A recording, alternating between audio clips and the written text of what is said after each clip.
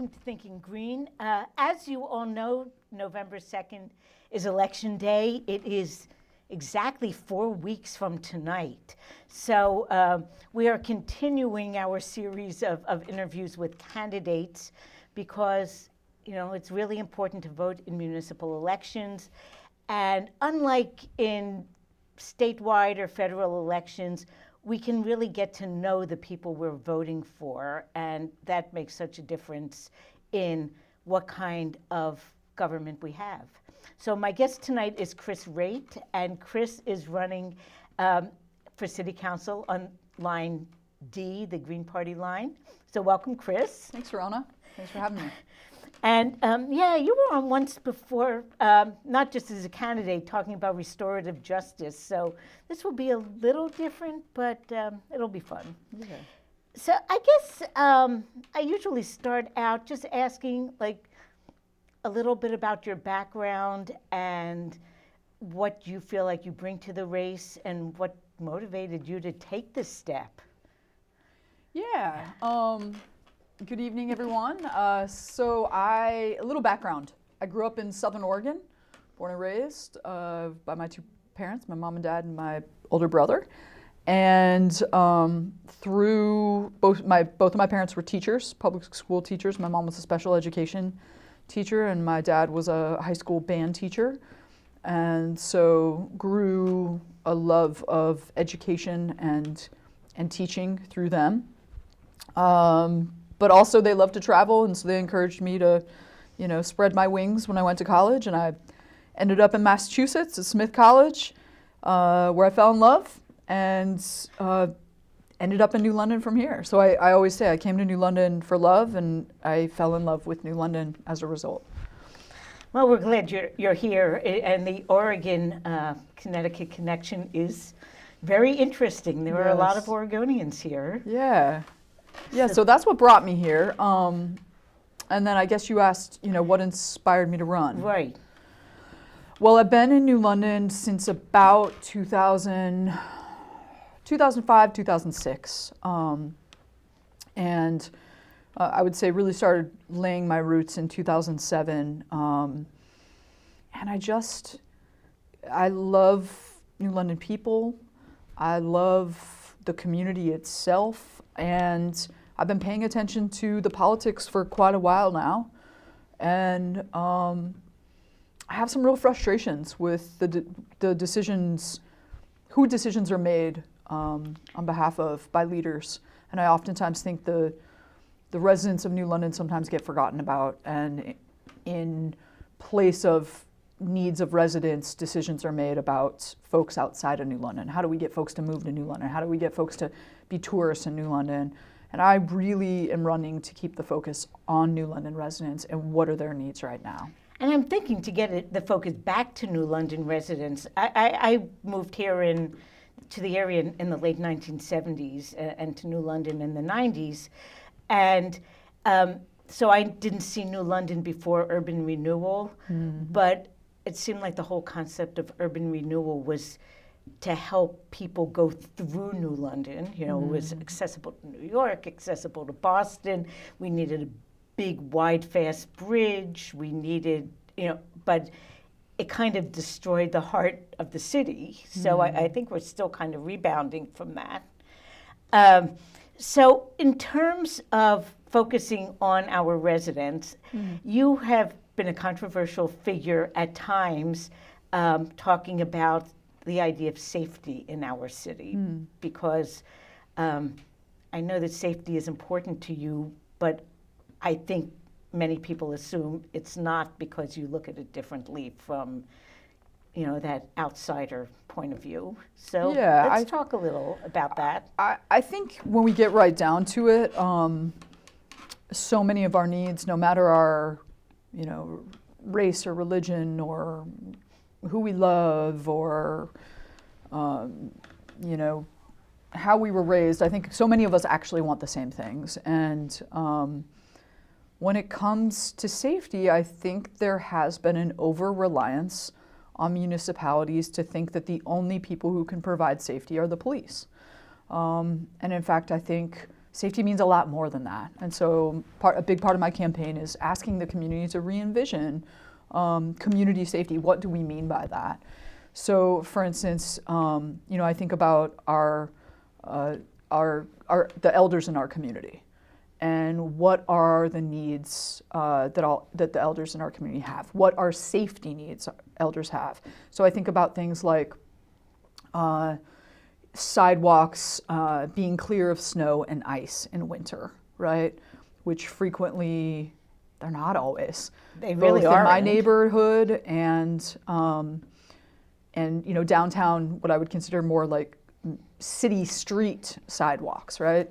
I consider that a safety issue. I consider just crossing the street in New London a safety issue. As I was out and about today, there were multiple places, both on Ocean and Montauk, where I was just wishing there were more crosswalks, because if you try to walk across Ocean or Montauk in some areas, the traffic is fast, and having a crosswalk would just make it feel like, and ideally a crosswalk where maybe we even get a few flashing lights or something, it would make it feel like people, elders, young people could go out and walk about and feel like they're safe to be strolling along our streets. Aren't we supposed to be able to do something as simple as that? So safety to me means a lot more than just policing. But yeah, so I'll pause there. But yeah, I was wondering what other kinds of things people had mentioned to you that they feel uncomfortable about. Maybe it isn't as extreme as feeling unsafe, but what parts of life are they struggling through? Yeah. Well, it's interesting. Karen Paul actually mentioned to me that communication was, and she didn't frame it as a safety issue, but I've been ever since she mentioned that there's a lack of effective communication, I believe, between the city of New London and the seniors in our community. And I think that's about a myriad of events and ongoings, but it also starts to make me wonder about how do safety issues, like in a moment of safety concern, whether that is a climate crisis, some severe storm, like are our elders in our community needing and have access to communication about the potential dangers they're in, as well as just community fun events that bring us together. So that's one issue that I'm interested to hear more, and I know we potentially could have callers. I'd love to hear from community members about what needs you have. But then other safety concerns are feeling like I know a lot of families are concerned about their young people and wanting their young people to have places and spaces to be themselves and get to be kids, and feeling like the options for youth in the city are few and far between. There's some great nonprofit organizations doing great work, and our rec department's doing the best it can with what it's got. But again, when we sort of look at the budget, when we look at a budget as a reflection of our values in the city, we only give $500,000 to our youth, whereas we give $12 million to this infrastructure of police. And our seniors, I think we give about $200,000. I think it's even less than that. It's hard to know because the senior center doesn't even have its own line item it's not its own department. Right. It's compounded with the human services department, so it's a little sometimes tricky to pull the money apart. But it's like our young people and our old people are getting very limited amount of resources, and I think there's concerns on both ends. I spoke to the people picking up my trash the other day, the actual garbage men. They were picking up my trash. It was pouring rain. And I said, like, do you have enough staff? Do you feel like your department's, your trash department is fully employed enough that you can do your jobs? And one of them said, definitely not. We definitely need 2 more trucks in this city with 2 more guys each, so that's 4 more full-time just in the trash, just work in the trash department. And I hate to say it, but in public works in general, I think the trash department is the best staffed department in public works. Interesting. The groundskeeping, I was sort of when I was weeding at Riverside Park one day, a guy who said he was the head of Public Works back in like 1990 passed by. I don't know who he was.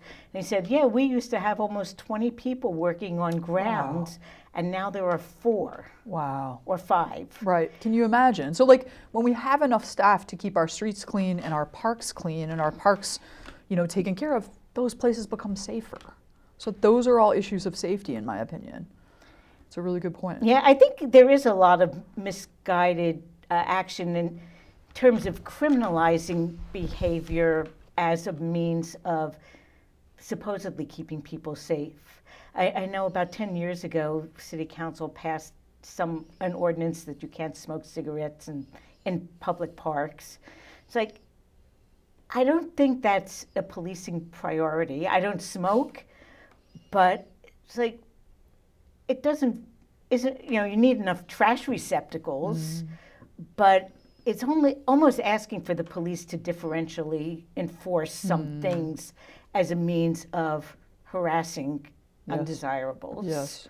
And that's sort of my obsession in a way, the rules that really no one thinks are important enough to enforce full force, so they're enforced selectively. And how is it decided who they will be enforced against and who will get a free pass?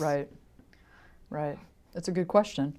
Absolutely. And I think, in addition, there was a great forum within the last year thinking about public safety, and one of the panelists on it, Maya Shepard from Hearing Youth Voices, described our calls to 911 as really sort of falling in 3 different categories.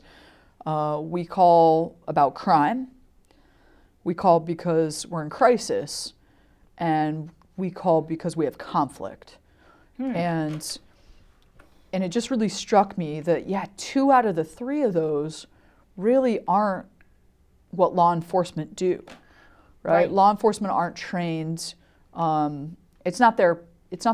There has been some training, but it is not their predominant role to support what we now know is 40% of 911 calls for mental health services, right? People in crisis. And the other thing is conflict. Like, how many of us have conflict with a family member, with a friend, with a neighbor, and there really isn't anyone to turn to but the police, when the only path that really does lead to is some sort of criminalization, if anything.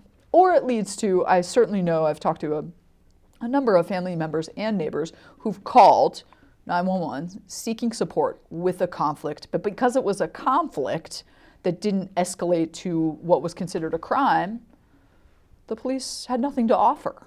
So I think when we also talk about safety in the community, we create safety with one another. And conflict is going to be a part of our community. So how can we also create a more robust array of services that help people navigate conflict without always criminalizing it? Yes, if someone hurts another person, they need to be held responsible for that. There needs to be accountability for harm, for sure. And not all conflict should be criminalized. Not all conflict has anything to do with breaking the law. And I do want to point out now that professionally you deal with conflict. Yes. So how do you think that would relate to, you're being a city councilor and thinking about city policies? Well, I would love to see New London become a city that embraces both within its, public education system, but within all of its departments and the community-wide would really embrace restorative and transformative justice, meaning would put resources into providing to skilling up community members who could help navigate conflict between other community members, who would help when there's an issue because You know, there's a myriad of things that can cause disturbances, whether it's your neighbors like to party a lot, or your neighbor, you know, our neighbors play a lot of volleyball, and sometimes that can go late into the night. There's just issues. There's a myriad of issues that parking, I feel like parking creates a lot of conflict in different neighborhoods when there's a lack of parking, or parking creates sort of hazards to pulling out and being able to see. Like sometimes we just need others to help us navigate conflict that has nothing to do, like, so I would see that being an infrastructure that is built up in New London. And which we currently don't really have. Correct, right. And actually, it's not really on the radar screen of anyone in leadership, I don't think. It kind of makes me crazy. You know, I worked as a home visitor for 12 years when they talk about, oh, we'll have social workers accompanying the police officers. Mm-hmm. And I keep thinking back to my job, and I would walk into families in crisis, and it would never have helped to have a police officer with me. Never. I can't think of a single occasion that having a police officer would have helped me diffuse a situation. So I think that there is a little bit of knowing that we need these other services, but not really understanding or being willing to just take that off the police department's plate. Yeah, I would rely on our, you know, social workers and mental health workers to know best on whether or not they're approaching a situation where they feel like they want assistance from law enforcement. But police are, I think it's always just good to remind ourselves, like, police are law enforcement. They're there to identify a law that's being broken and hold a person accountable for that, right? That's not by nature a supportive role. That's not by nature a nurturing role. And so, but if there are circumstances in which a mental health care worker, a social worker feels like they need the support of law enforcement, I would defer to them by all means. And I have actually called law enforcement sometimes, but... As have I. Yeah, so it is a need sometimes, but unfortunately it's been treated as like a one-size-fits-all response to all kinds of things. Correct. Yeah, and I think a lot of situations that can become issues of law enforcement, if we funded properly if we funded preventative solutions, we wouldn't need law enforcement in the first place, right? So, for instance, there are complaints with, you know, young people being involved in illegal activities, whether it's riding a dirt bike that they shouldn't be riding because it's illegal on the roads, or you know, gang activity. Like, if we invested in our young people up front, then perhaps we wouldn't need some of the, like, current investment we're making when crisis happens. Like, let's invest in people's needs before crisis happens. Right. And honestly, if you don't pay now and you pay later, you pay more later. Right. So thinking about money, money has kind of been in the news in a couple of ways in the city of New London. Last May or June, we were thinking about the city budget, and I know you were active with the People's Budget Group. Yes. That had some impact, but maybe not as much as we wanted. And then more recently, the recovery money that we're getting to respond to the stresses that people have gone through due to COVID over the last year and a half. So what are your thoughts on, like, how we spend our money? You know, the Green Party determined a couple years ago that, like, how we spend our money really is how we express our values. So yeah, I love that so much, and it's helped me, like, form, I think, a different relationship just thinking about my own tax dollars, right? As a resident of New London, as a homeowner of New London, as someone with a vehicle who pays car tax in New London, thinking about my tax dollars and other New London, all other New London residents and their tax dollars, and we put it in this big pool, and where does that money go, and how do we experience the use of that money? Like, how does that money benefit me, right? And other residents.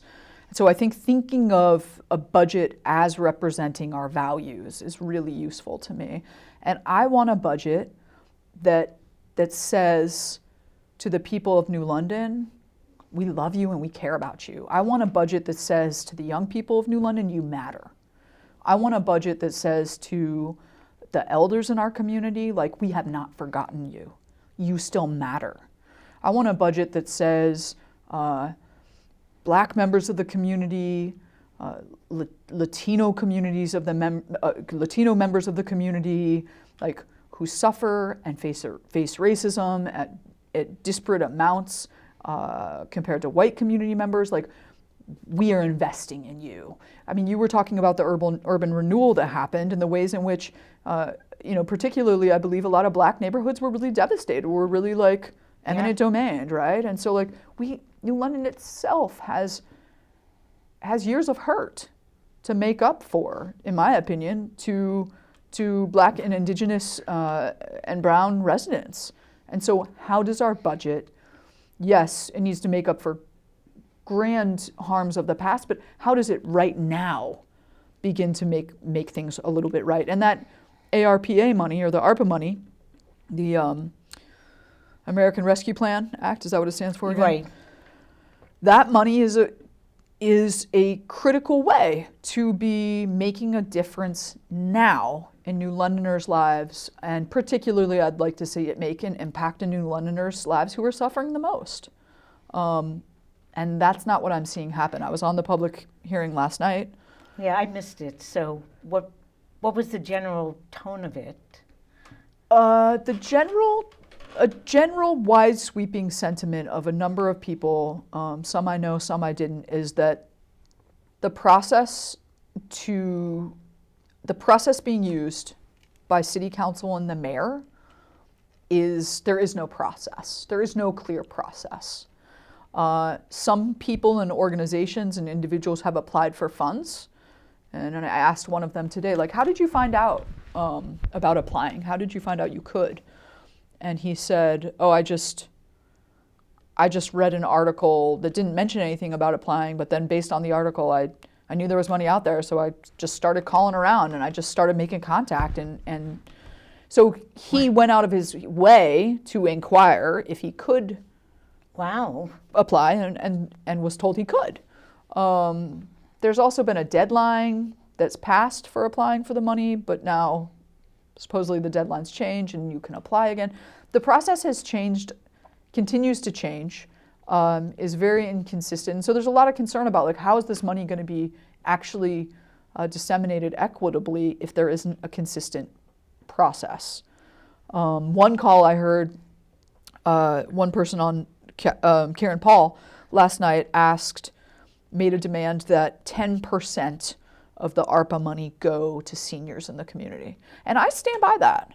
I think that of the about $100 million budget that New London has annually, less than $200,000 goes to our seniors. Like, how is that possible? I do not stand by the disinvestment in our elders. And so that's one clear ask I heard last night. There's also a lot of money proposed in the ARPA funds that is more money going to police, both for surveillance cameras and more officers, despite widespread efforts by the People's Budget to survey 1,000 people.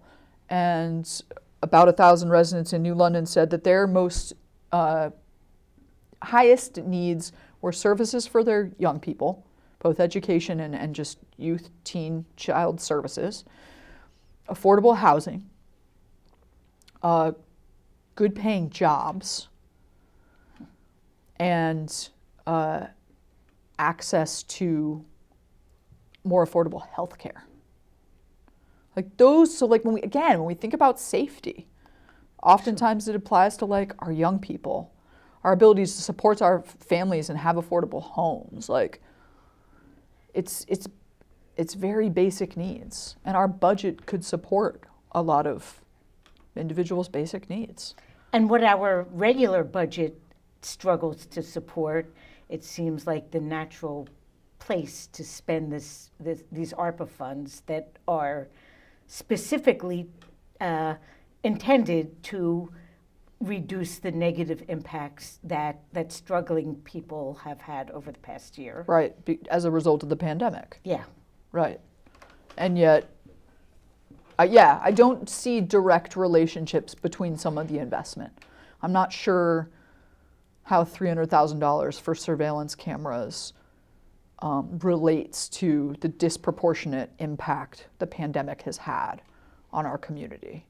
I'm not sure how, $150,000 worth of uniforms for police officers, I'm not sure how that connects to and relates. I'm not saying it isn't a need of the department, but when it comes to these funds that are specifically supposed to support those who were disproportionately impacted, and the community was disproportionately impacted by the pandemic, there's some missing, the dots aren't always connecting there. And even some of the investment in youth programs, which I support, were misguided. $2 million was being proposed to be given to NESS. NESS is a great organization, and I'm not against sailing for young people, but NESS is not based in New London. So here's a sizable chunk of the money that we're going to give to an organization based outside of New London.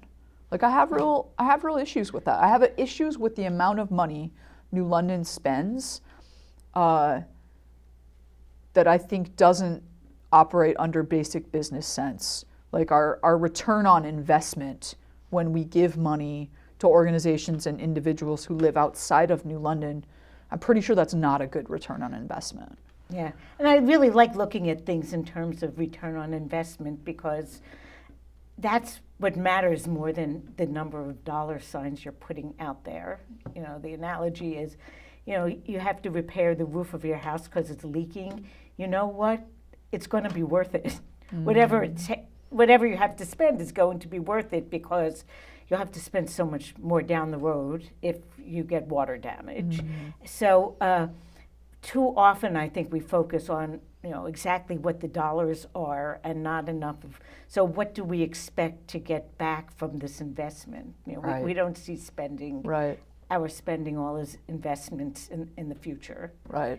About 60%, 60 to 75% of city jobs funded by our tax dollars, be it public school jobs, police, public works, fire, economic development, about 60 to 75% of those jobs go to non-New London residents. And to me, that's a very upsetting number, given the fact that about a third of our residents live below the poverty line. So we got a third of residents who, to me, are in need of those really good paying jobs. And this is an issue that kind of came to light a couple years ago, because we have so many department heads who by charter are supposed to be city residents. Correct. And many are not. And I'm not saying they're not competent in the job, but the economics of it kind of, I don't know. The money well, I don't know what you say we're paying them for the job they're doing isn't staying and circulating in our community the way it would with a New London resident in the job. That's correct. Yeah, not only is the money not staying, which to me is a huge problem. I mean, we want, if those 60% of jobs that are currently going to non-New London residents were supporting and going to families in New London who are living in poverty, then boom, not only are those families being lifted out of poverty, they're also now going to be able to consider buying a home in New London, right? Right. Paying more taxes, like investing more in the city. So financially, it's a terrible investment. But I also do think like the individuals, I'm sure, are doing a fine job, but it matters to be able to leave. Like if you are a department head or a city employee and you get to leave at the end of the day and say, the end of the day, not my problem because I don't live here. Like that we need, I want my tax dollars going to people who say, I care and I live here. It matters how I do this job because the people I'm serving are my neighbors. The people I'm serving like live live around the corner. Or they live across the city, but we know that's only a couple miles. So I think this matters. I think this is a huge issue. And it is a bit controversial, and we will probably hear a little more about it. I think one other dimension that's disturbing to me is I believe the Public Works Department has more city residents than police or fire departments.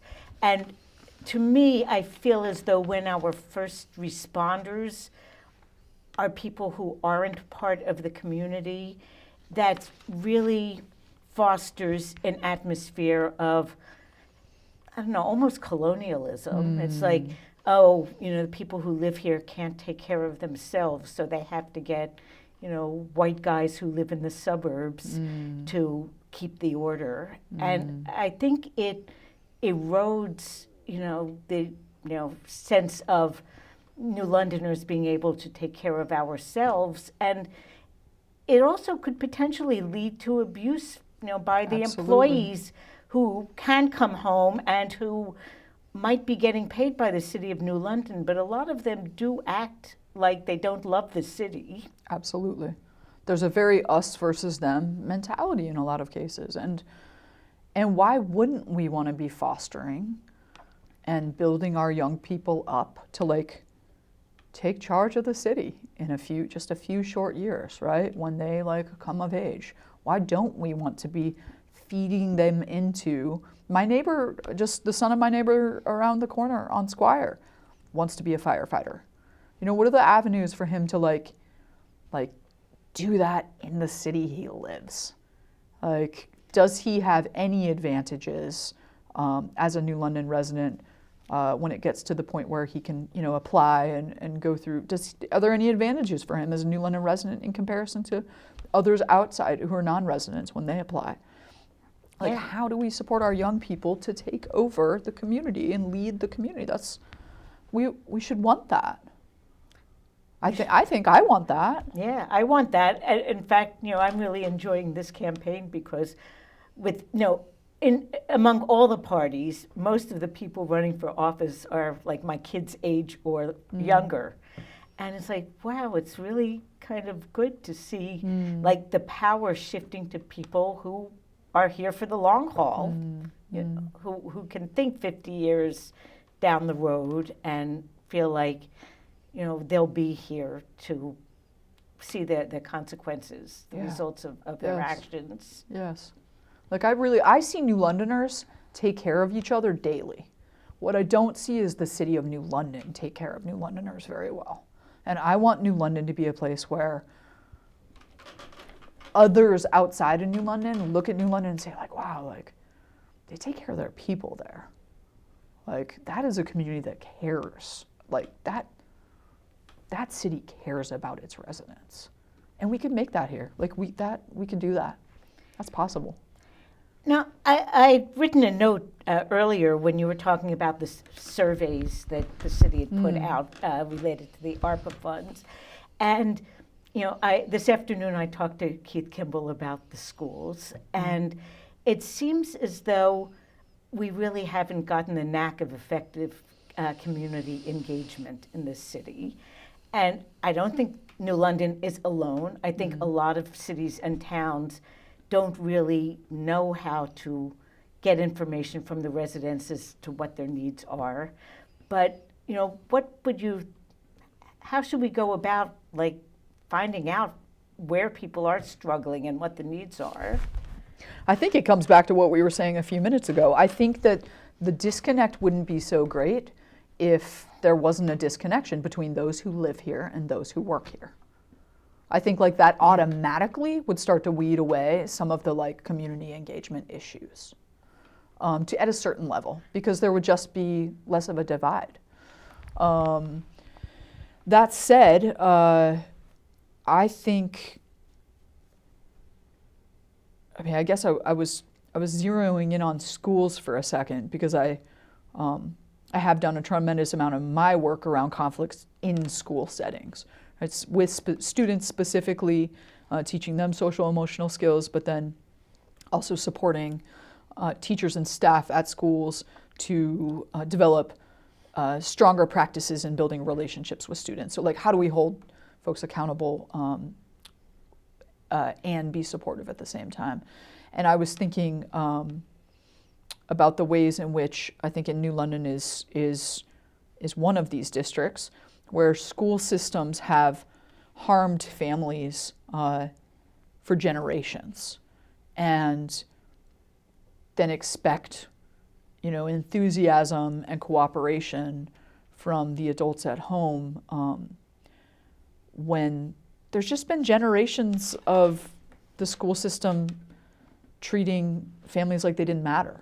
So even when teachers and administrators really do care, they have inherited just generations of mistrust. And I think the same is probably true. The same is true at a citywide level. When we look at who votes, we've got approximately 16,000 registered voters, and of those 16,000, 3,000 or 4,000 turn out. And when you look at the 3,000 or 4,000 in the municipal election, the presidential elections bring out more people, which is ironic to me because the local ones are so much more important to our lives. But if you look in the 3rd district down, in the south end of town, more than 50%, I think about 50 to 55% of those people vote if they live down there. You go to the north end of town and it's probably, maybe 15 to 20% are voting. So it's easy to feel which of our residents and citizens feel like their votes will matter. In terms of making a difference in their lives. Right.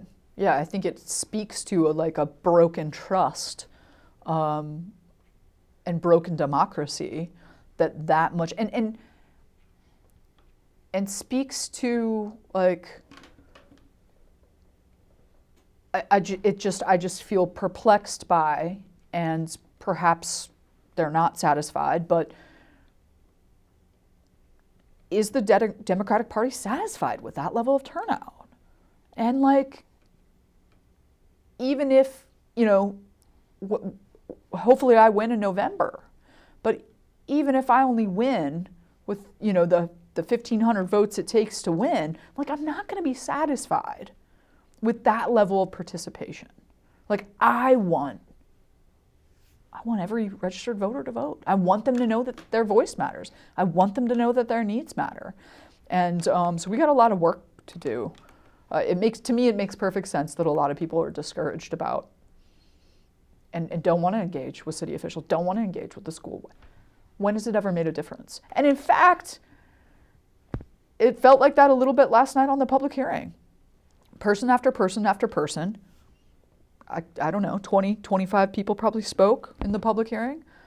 And then in the regular city council meeting, not one city councilor really said anything to honor, just even honor that they're hearing the community.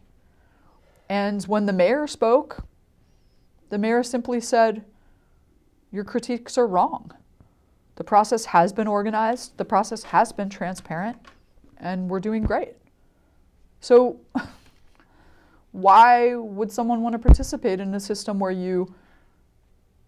and it's a public hearing you have to sign up for ahead of time. I'm sorry, but if it's a public hearing, you should just be able to show up and speak, in my opinion. Like, there are so many hurdles to participation, and then even when you're allowed to participate, it doesn't feel like true engagement. It doesn't feel like true engagement. The city did a survey of its own to decide how the ARPA funds should. They did a survey and they got 150 responses. And I think you've noted that not all of those respondents live in the city. I think 10% of those respondents were not New London residents, nor business owners. So 15 out of the 150, right? Yeah.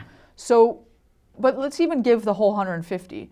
150 surveys of New Londoners of where they want the money to go, but the People's Budget Survey did a survey of almost 1,000 of where community members' needs want. So again, it's like elected leaders say constituents don't want to get involved. Then this beautiful group, the People's Budget, wants to get involved. We do some of the city's work for them. We create a survey, we disseminate a survey, we get way better results than they do. They could have used those results to help disseminate the ARPA money. But, so, the lack of engagement, Rana, I'm feeling it. Like, it's discouraging. I don't always feel like our elected officials want to truly engage with us. It doesn't always seem like that. Yeah, and I think good engagement is hard. And it is. Yeah, I don't know. I don't have an answer to that. Yeah. I think we haven't talked about every issue, but I wanted to ask you just what your experiences have been like the month you've been on the campaign trail. Yeah, I know that you have at times, been attacked by the police union, and I wonder now that you're going out and talking to a lot of people in the public, what's it been like? So far, I've only had really positive experiences, and hopefully it'll stay that way. And the best part of my experience so far is walking around in my neighborhoods and just talking to people and approaching random strangers, and which sadly is sort of a weird thing to do these days. I just feel like I've always aspired to want to know all of my neighbors, and now I have what feels like a sort of legitimate excuse to go up to them and give them my brochure and say, hey, I'm Kris and I'm running for city council, and it's just beautiful to talk to different people and hear some of their different ideas and passions, and some of them have got me thinking about things that I haven't thought about yet. And so that's been a really, really positive experience to get to talk to people, to introduce myself to people, get to know my neighbors' names, and ask them about their needs.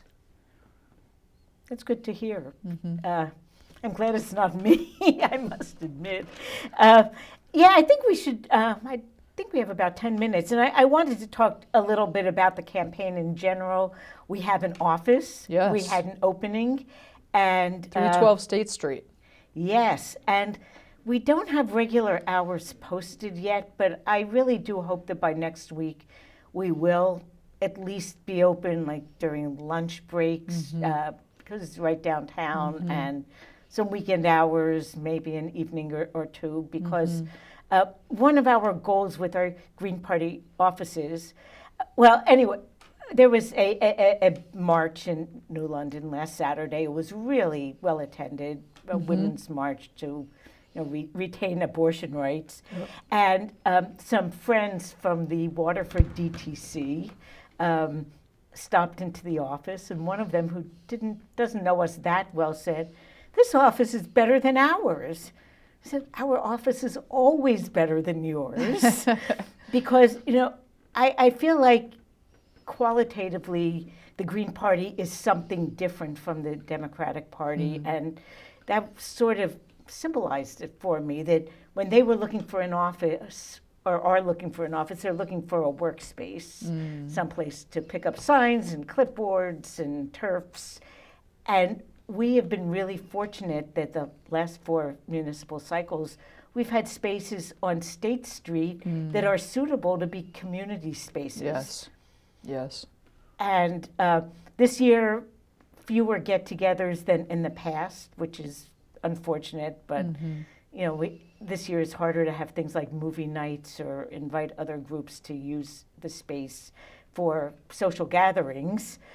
But I think it really makes a difference. And I think maybe it's something the Democrats don't understand about the Greens, that we're just not, leftist Democrats. We're kind of have a different communities role. at the heart.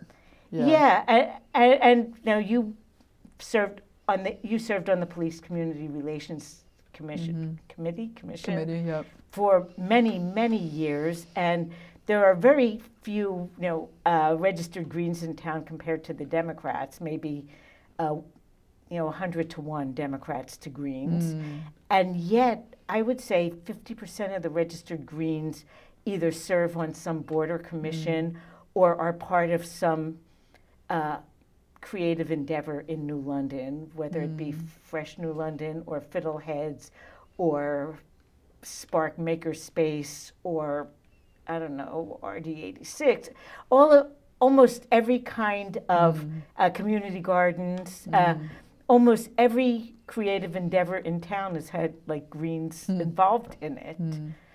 So I think that it's an important part of the party. Yeah, I think you're right. Community and creativity are definitely sort of cornerstones of the Green Party as I've gotten to be a part of it in New London, right? Like how do we re-envision community safety? How do we re-envision New London and what we want it to look like? Now, there are a couple events coming up that I think are on the community calendar, but I did want to mention them. On Thursday, well, people kind of have their choice on Thursday, because at 5 p.m., New London High School is having an open house, and it seems to be primarily aimed at families of New London High School students, but it is open to the public, and, we had a big construction project. So if people want to see the new high school multi-magnet campus, you can show up at the high school on Thursday at 5. And at the same time, there's a Black Heritage Trail tour that meets at 5 near the Hempstead House. On Roger Street. Wait. Wait, I'm being corrected, but the corrector isn't quite correct. At 4 o'clock, there's sort of a pre-tour on Rogers Street, where there's a plaque commemorating the contributions of Spencer Lancaster. And then at 5 o'clock, the program at on Hempstead Street starts. And I think it will end with a tour of different plaques around that Freedom Trail neighborhood. Very cool. So there's a lot going on. There's always a lot going on. So in the last 5 minutes we have, how can people get involved in your campaign, or to be supportive, or otherwise get involved? Yeah, so people can go to nlgreens.org. They go to our website. They can learn about myself and the other two candidates, Eddie Long and Keith Kimball. That website also will take you to our social media pages if you want to follow us on social media. It'll also take you to a donate page if you want to donate. What we're saying is, if every supporter even donated $5, that would make a huge difference towards helping fund the campaign. And there is a QR code to a volunteer questionnaire. We have lawn signs. We're going to want people to knock on doors, make phone calls, write letters to the editor. I forget what all is on the list. Or just sit in the office, come to events, talk to people. There's a myriad of ways we want to encourage. We're especially trying to work, reach out to that group of electorate that's registered to vote but doesn't always get out there, and have conversations with folks about, why does voting matter to you, and what would it take for you to vote? Are you registered? Do you know about the Greens? Because community is at the heart of the Green Party, I'm really trying to encourage supporters to reach out to their community, family, friends, neighbors, and talk to them about voting November 2nd. And I guess it isn't too early to mention that this year, due to COVID, again, there is no excuse absentee voting. So it's already valid. It started October 1st that we could anyone can apply. You can get the form online. You can't fill it out online, but you can print You it can and then print drop it it off and- to City Hall or mail it. Yeah, and And in fact, today they told me you could drop it off right into that ballot drop box Oh. out front. They said you can put it in there and they'll Yeah, get it and send you a ballot. you used to be able to walk into the city clerk's office and hand in the application, and they'd give you the ballot on the spot, and you could fill it in. But I will attest to the fact it is not that easy to get into the city clerk's office now. Yeah, yep. City Hall is, by appointment only, it's open. And I had to go see the city clerk a couple of times to drop off, election-related paperwork.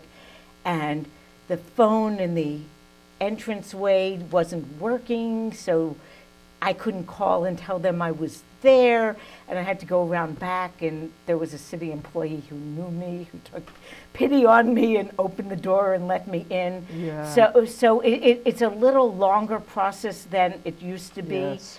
but it is still possible to get an absentee ballot if Yep. you still don't want to be waiting in line or Yep. And we can waiting help till you the last day. navigate. If you have questions, we can help you navigate Yes. that. And I don't know, any last words in your last, 2 minutes? I think what I just want to communicate to New Londoners is that I really believe city government should take care of its people, and I don't think that's been happening. So I'm running for city council this November to fight for New London residents' needs. So please think about voting for me and supporting Eddie Long for city council and Keith Kimball for Board of Ed. And they are all on line D. That's right. So you might have to search a little bit for their names, but they are there. That's right. That's right. Well, thank you, Kris. We'll see you, walking around town, That's talking right. to people, and people can come to the website or social media to find out about events, because we will have more opportunities for people to meet the candidates. Absolutely. Thanks, So- Rana. Thanks for Well, having me. yeah. Well, thanks for coming on, and good luck as you continue on the campaign trail I appreciate it. and on into office. I appreciate it. That's right.